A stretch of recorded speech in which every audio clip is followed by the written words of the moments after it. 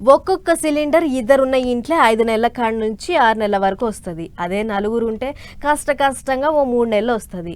మంది ఎక్కువైతే మజ్జిగ పలసగా అవుతుంది అన్నట్లు వాడిన దాన్ని బట్టి ఉంటుంది ఏదైనా. అట్లా ఒక్కసారి గ్యాస్ అయిపోయిందంటే సిలిండర్ నింపియనీకే దగ్గర 1000 రూపాయల దాకా అవుతుంది.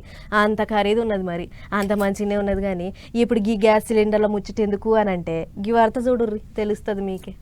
ఇగో గీడ ఆటోలున్న సిలిండర్ 1, ఇది 2, ఆరేసిన బట్టల సాడుకున్న సిలిండర్ 3, గీ ఇంట్లోకేంచి తెచ్చేది 4, ఇది 5, గిది 6. బండేసుకొని ఒత్తుడు, అటు చూసుడు, సిలిండర్ పట్టుడు, బండి మీద పెట్టుడు, ఊడాయించుడు, ఇదే పని మనోడిది. పల్నాడు జిల్లా నరసరావుపేటలో సిలిండర్లకు సూటి పెట్టిండు గీ బద్మాషిగాడు.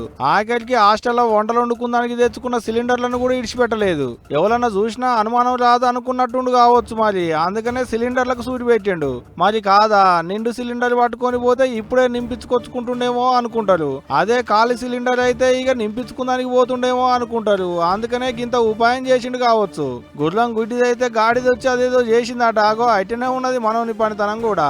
గంత దొంగతనం చేసేటోనికి ఉత్త సిలిండర్లే దొరికినాయా, ఇంకేం దొరకలేదా అంటే గా సిలిండర్ల మీద లాభం కూడా గట్టిగానే ఉంటది. మరి నిండు సిలిండర్ అయితే 3000 దానికి వస్తాయి. ఖాళీ సిలిండర్ అయితే అందాదగో 1500 వస్తాయి దరిద్రానికి.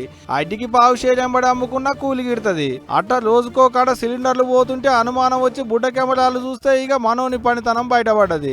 గాని గన్నిగానం గ్యాస్ కుండలు ఎత్తుకపోయేటోనికి ఇప్పుడు అన్ని దుక్కుల బుడ్డ కెమెరాలు ఉంటున్నాయి. మొఖానికి గుడ్డన్న కట్టుకుందాం అనేటి ముచ్చట ఎరకలేకపోయి ఉండొచ్చునో, లేకుంటే నన్నెవలేం చేస్తారు అనుకున్నాడో. మరి అయినా గిదేం దొంగతనం రావాలి, మా దొంగల పరువు తీస్తూ గారా అనుకుంటా మస్తు గురువు అంటున్నలా కావచ్చు పో పేరుగాంచిన సీనియర్ దొంగలు.